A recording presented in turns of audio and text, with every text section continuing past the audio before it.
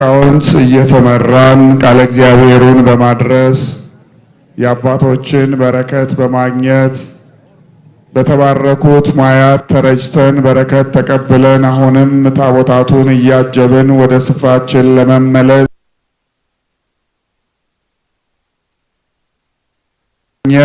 የምንሰበሰብበትን ዓመታዊ በዓላችንን ነው እያከበርን ያለነው።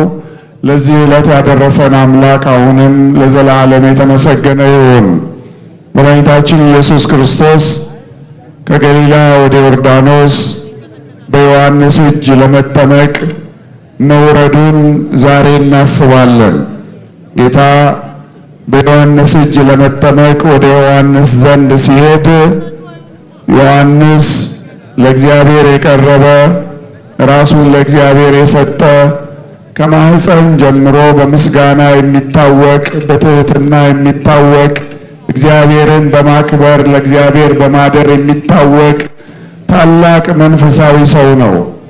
ሰዎችም እግዚአብሔርም የመሰከሩለት እውነተኛ መንፈሳዊ ሰው ነው። ሰዎች ስለ ዮሐንስ ቅድስና፣ ስለ ዮሐንስ ታላቅነት፣ ስለ ዮሐንስ የእግዚአብሔር ሰውነት በተለያየ መንገድ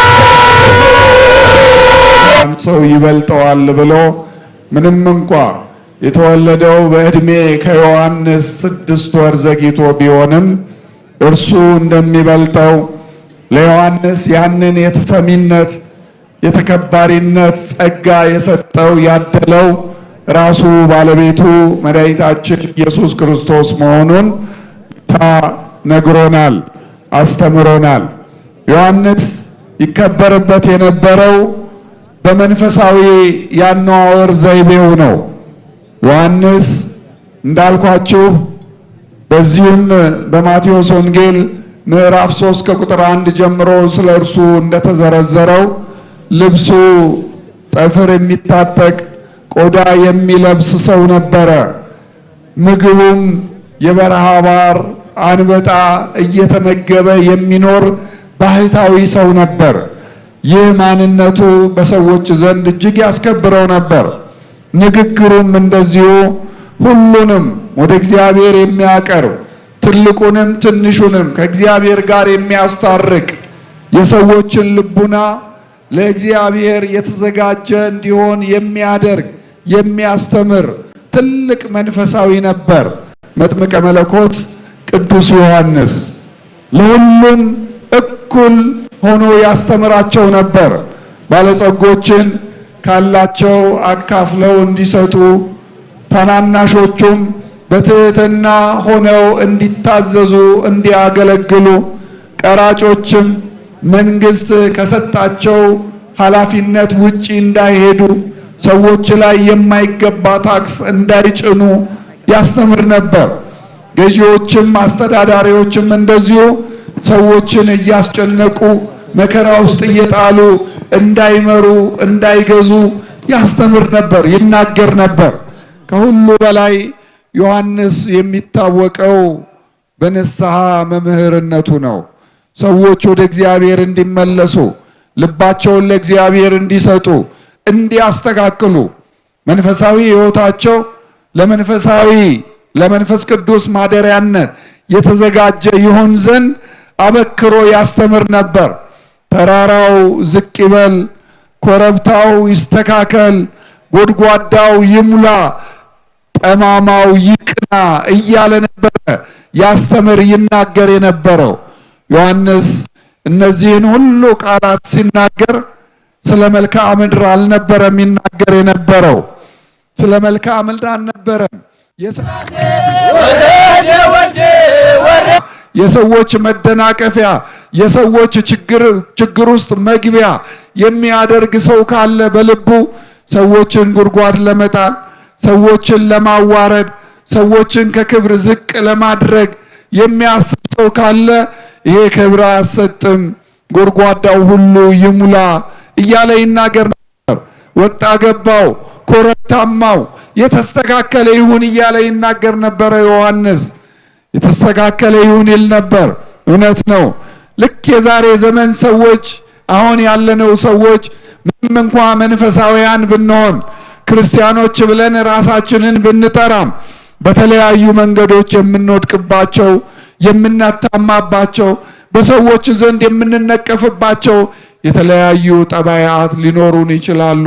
አንዳንዶቻችን በንግግራችን ልንነቀፍ እንችላለን። ሌሎቻችን በክፉ አስተሳሰባችን፣ ሌሎቻችን ደግሞ በተለያየ መንገድ በሚገኝብን ድቀት በአካሄዳችን ልንነቀፍ እንችላለን። ምንም እንኳ ሰው በተለያየ መንገድ መንፈሳዊም እየሆነ እንደዚህ አይነት የውድቀት ታሪክም እያለው የሚጓዝ ይኖራል። ስለዚህ ወጣ ገባ ሕይወት ያላችሁ ሰዎች ዛሬ ጻድቅ ነገ ኃጢአተኛ፣ ዛሬ መንፈሳዊ መሳይ ነገ ደግሞ በሌላ የሚጠየቅ ማንነት ያላችሁ ሰዎች ራሳችሁን አስተካክሉ። ልባችሁን አንድ አይነት አድርጉ።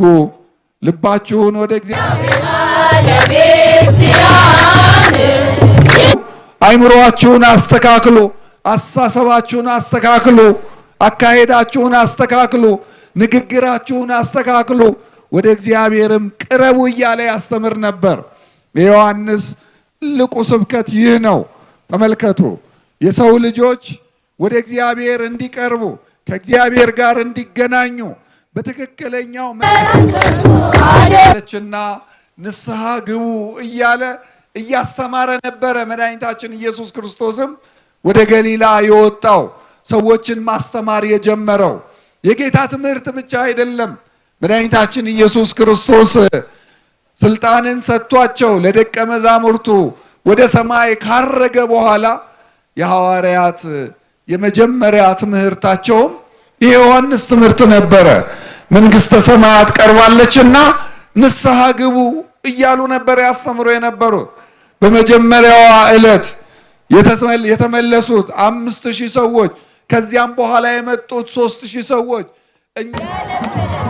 በተሰቀለው ጌታ በእግዚአብሔር ልጅ በመድኃኔ ዓለም በኢየሱስ ክርስቶስ አምነን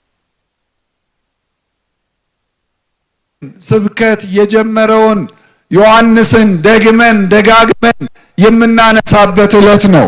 የምናነሳው ግን ዮሐንስ እንዲህ ነው ብለን ተርከን ስለ እርሱ ተናግረን ስለ እርሱ መስክረን ለመለያየት ብቻ አይደለም። የእርሱን ትምህርት ተቀብለን የእርሱን ትምህርት ገንዘን ለመሄድ ነው። የዮሐንስ የስብከቱ ማዕከል ንስሐ ነው። ወደ እግዚአብሔር መመለስ ነው። እግዚአብሔር ልጆች እግዚአብሔር በዚህ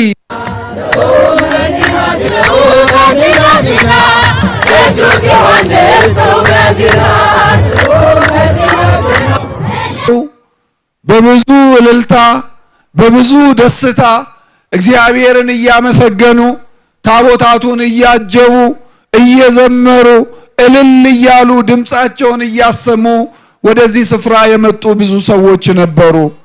ዛሬ ግን በዚህ ከኛ ጋር እንዲሰበሰቡ እድል አላገኙም። አረፍተ ሞት ገጥቷቸዋል። የሞት እነዚህን ሰዎች ከኛ ለይቷቸዋል። እግዚአብሔር ሰዎች